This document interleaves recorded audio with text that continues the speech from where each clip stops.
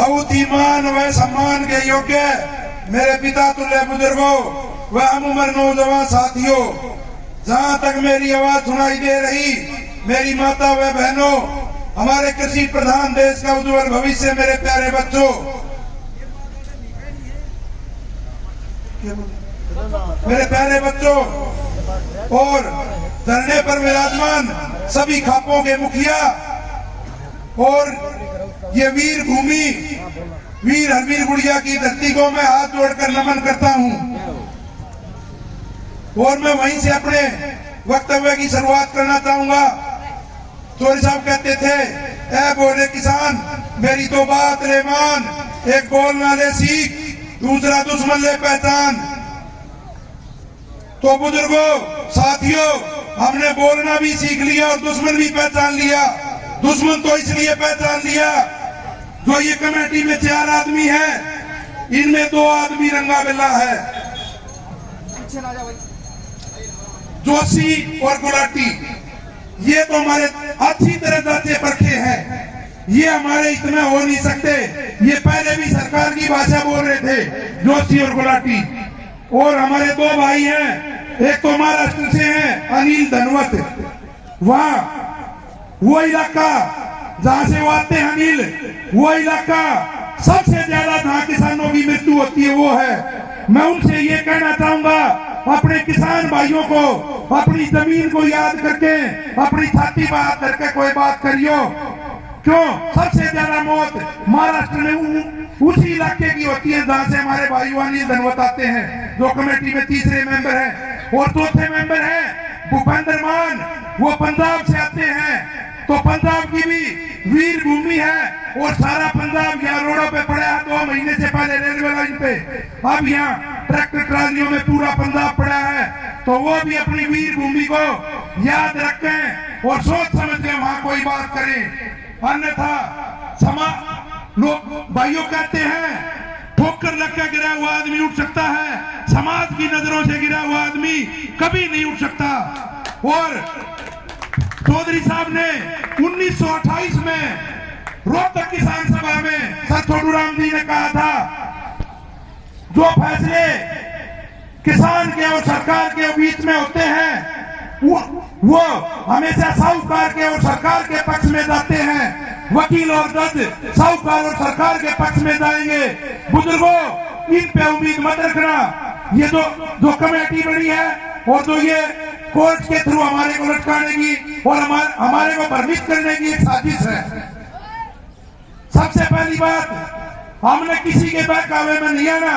हमने अपनी तैयारी 26 जनवरी पर हमारा लक्ष्य है। मैं उसी दिन से बुजुर्गों में हर रोज 5-5, 6-6 सभा कर रहा हूँ। जहाँ कहीं से भी जोता आता मैं कहीं मना नहीं करता। सभी गांव वालों को भी बता रखी, भाई कहीं भी 100-200 आदमी इकट्ठे कर लो, चाहे रात में 12 बजे फोन कर दियो, मैं जब आ लूंगा। कल भी मैं यहाँ बादली अपने धरने के पास पहुंच चुका था, मोखरा से फोन आ गया, मैंने यहीं से गाड़ी बजाई, मैं पौने घंटे में मोखरा पहुंच गया। और मोखरा में आपको बताऊं, एक सभा में 3 से 3.5 हजार आदमी थे, एक में 400-500 आदमी थे। तो वहां भी लोगों ने अच्छा समर्थन और सहयोग देने की बात की है। तो हमने कहीं भी किसी के बहकावे में या ये बार बार जो सरकार हमारे साथ खेल खेल रही है, हमारे भोले बड़े किसानों को बहकाने फुसलाने के लिए बार बार हमारे को वार्ता की टेबल पर बुलाया जा रहा है और हमारे किसान भाइयों को बहकाने और फुसलाने की बात की जा रही है और हमारे शांति प्रिय आंदोलन को अपनी ताकत के जरिए कुचलने की कोशिश की जा रही है। पर बुजुर्गों, हम इस महान धरती से आते हैं। हमारी रगों में उन महान आत्माओं का खून है जिन्होंने देश के लिए अनेकों लड़ाई लड़ी। तो हम झुकेंगे भी नहीं और हम पीछे भी नहीं हटेंगे। अब हमारा दिन प्रतिदिन ये काफिला बढ़ना भी चाहिए और सभी भाइयों ने सीधा लक्ष्य हमारा 26 जनवरी पर होना चाहिए। कोई भी भाई, कोई भी कृषि का यंत्र भाई, उसकी भी मदद कराएंगे, सब लिखवाओ। किसी भाई का गुजारा घाट से भाई तेल पानी देखे तभी सबकी खापों भाई अपनी, जिस भाई का भी गुजारा थोड़ा कम है उसके ट्रैक्टर में तेल की टंकी भरवाओ, सभी खापों भाई ड्यूटी लगाई जाएगी और हर एक भाई ने चलना है। किसी ने भी घर नहीं रहना है। क्यों? ये लड़ाई पेट की है, ये लड़ाई आत्म सम्मान की है, ये लड़ाई हराम खाने वाले व्यक्ति की है। ये लड़ाई कोई खाप तक, कोई इलाके तक, कोई गांव तक सीमित नहीं। ये हराम खाने वाले आदमी ने इसमें भागीदारी करनी चाहिए, सबने इसमें आहुति डालनी चाहिए। अगर यहाँ कहते हैं 70% ये देश कृषि पर निर्भर है और कृषि प्रधान देश के नाम से पूरे वर्ल्ड में जाना जाता है, तो ये 70% नहीं है बुजुर्गों, ये 100% कृषि पर निर्भर है। अगर आपके खेत में अनाज अच्छा होता है तो वहां से आप अपने बच्चों के लिए खाने की चीज लाते हैं, पढ़ने की चीज ले लाते हैं, किताब कापी पेंसिल लेके आते हैं दुकानों से, स्कूटर मोटरसाइकिल खरीदते हैं, ट्रैक्टर ट्राली खरीदते हैं, घर में फ्रिज टीवी हजारों चीजें खरीदते हैं। अगर हमारे खेत में अनाज नहीं होता तो जार में मसाला भरवाने भी नहीं जाते।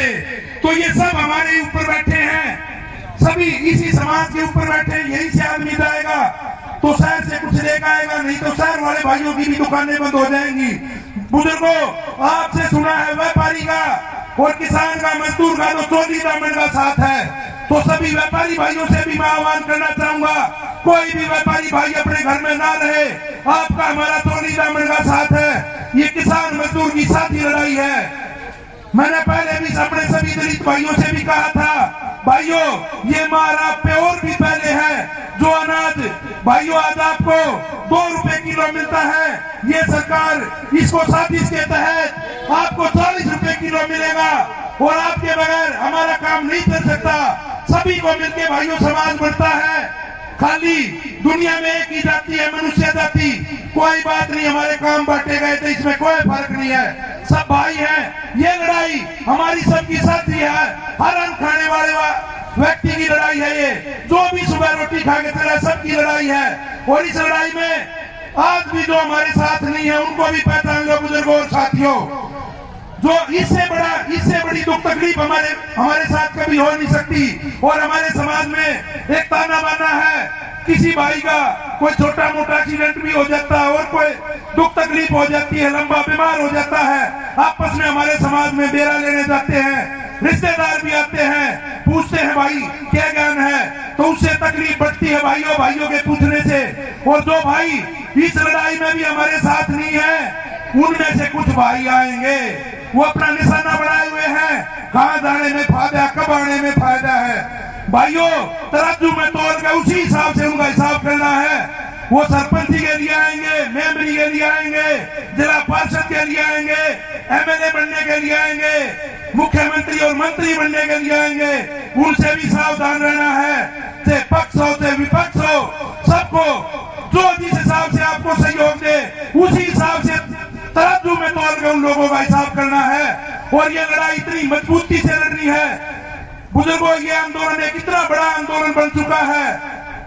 पहले बाबा महेंद्र सिंह के टाइम पे आंदोलन हुआ था, दिल्ली में उन्होंने ले जाकर भैंसें भी बांधी थी, वो भी देश के किसान के बड़े मसीहा थे। लेकिन ये आंदोलन से उसको कई गुना के पार कर गया बुजुर्गों। और ये भाई चिंटू कह रहा था रोज रोज काम ना बना कर कोई मौका हो सही, तो ये मौका है आज। हमने पीछे नहीं हटना है और संविधान के दायरे में रहकर ये काम हमारे को करना है। क्यों? हर रोज भाइयों, हर रोज इकट्ठे नहीं होते, हर रोज ये काम नहीं बनते। आज हमने अपने बुजुर्गों से भी सीखा है कि अनुशासन सफलता की कुंजी है। तो अनुशासन ऐसी चीज है बुजुर्गों, अनुशासन में रहकर हम सबको हिला सकते हैं। जैसे ये ताऊ बेनीवाल हैं, ये भी हमारे को बड़ी अच्छी बातें बताते, इनसे पूछते हैं। तो जितनी लड़ाइयां चली हैं, जो लंबी लड़ाइयां चली और अनुशासन में रही, किसी में भी आप लोगों की हार नहीं हुई। जो लड़ाई ऊपर हो जाती है और उसमें हमेशा नीचा देखना पड़ता है बुजुर्गों और साथियों। हमने अपना आंदोलन, हमने ये पूरी दुनिया को परिचय दे दिया है, किसान जितना पैसे किसी में नहीं होता। क्यों? हमने सरदार भाइयों से भी सीखा है। 4 महीने हमारे भाइयों को लिए एक छोटी सी भी शिकायत नहीं है। और हम भी वही भाई हैं और वही किसान के पुत्र हैं। हमने भी अपने बुजुर्गों से सीखा था, जब हमारे घर में गाय बछड़ा देती है तो उसको बैल बनाने के लिए हम 4 साल इंतजार कर सकते हैं। ये महीने 2 महीने की क्या बात है। जब हम गन्ने की खेती करते हैं, बुजुर्गों गन्ना बोते हैं, तो मील से पेमेंट 6 महीने में मिलती है और गन्ना 1 साल में फसल तैयार होती है। 1.5 साल हम गन्ना बो के इंतजार कर लेते हैं, 6 महीने हम गेहूं बो के इंतजार कर लेते हैं। तो हमारे लिए तो कोई बड़ी बात नहीं बुजुर्गों, अभी तो 2 महीने हुए हैं। मजबूती से बने रहो और आप लोगों की मजबूती दिल्ली की सरकार को हिला देगी। हमारा लक्ष्य सरकार हिलाने का भी नहीं बुजुर्गों, हमारी लड़ाई खाली अपने 3 काले कानूनों की है। और हमारी लड़ाई ये भी है, हम इस लड़ाई में कमजोर पड़ गए तो आपको कभी कोई पूछेगा नहीं। और इस लड़ाई में आप यूं ही बने रहे और मजबूत रहे तो आगे सरकार भी आपसे पूछ के बनेगी। सरकार भी अगर कोई कानून बनेगी तो 100 बार सोचेगी और आप लोगों की वहां भागीदारी लेगी। आप लोगों से पूछ के कानून बनेगा जो भी कृषि का बनेगा। चौधरी चरण सिंह ने आप लोगों की फसलों के भाव बढ़ाए थे तो उस टाइम पे विपक्ष ने भी हल्ला मचा दिया और पत्रकारों ने भी हल्ला मचा दिया। कहने लगे चौधरी साहब गलत कर रहे हैं। चौधरी साहब बोले आओ मेरे सामने बैठो। विपक्ष को भी बैठा लिया और पत्रकारों को भी। चौधरी साहब बोले आप सब बैठ के अब ये बताओ ऊंट का ताकत कैसे बांधीजा है। साथियों किसी के पास, बुजुर्गों किसी के पास जवाब नहीं मिला। चौधरी साहब बोले मैं फसलों के दाम बढ़ा सकता हूं, मेरे को जमींदार के बारे में हर बात पता है, मेरे को ये भी पता है 1 एकड़ में क्या खर्चा लगता है, मेरे को सब पता क्या आमदनी है। तो मैंने उसके हिसाब से भाव बताए हैं। तो ये जो आप अभी ये 3 काले कानून बनाए हैं, इनने ये बंद कमरों में बैठ के बनाए हैं बुजुर्गों। बंद कमरों में, ऐसी कमरों में अपने पैंट कोट डाल के वहीं बैठ के ये ग्राउंड की लड़ाई नहीं जानते। और आप लोग यूं ही अपनी संख्या पे जोर देना। और 26 जनवरी के लिए आप लोगों की तैयारी इतनी जबरदस्त होनी चाहिए। हमारा दायित्व तो सबसे ज्यादा बनता है रोहतक सदर और सोनीपत का। हमारी इतना बड़ा हमारा सैलाब होना चाहिए। कोई भी भाई घर में रुखाड़ी के लिए एक भाई रहना चाहिए, एक माता बहन को छोड़ दियो। और हम अपनी बहन बेटियों को साथ में लेकर चलेंगे क्योंकि हमारी बहन बेटी भी हमारी ढाल का काम करेंगी। बुजुर्गों ये लड़ाई पेट की है। और मैं ज्यादा न बोलते हुए आप लोगों ने मुझे सुनने समय दिया, आप लोगों का बहुत बहुत धन्यवाद। और मैं आप लोगों से 2 नारे लगवाना चाहूंगा। Sir Chhotu Ram, sir Chhotu Ram, sir Chhotu Ram, Chaudhary Charan Singh, Chaudhary Charan Singh, Chaudhary Charan Singh, किसान एकता, किसान एकता, किसान एकता, किसान एकता। हरियाणा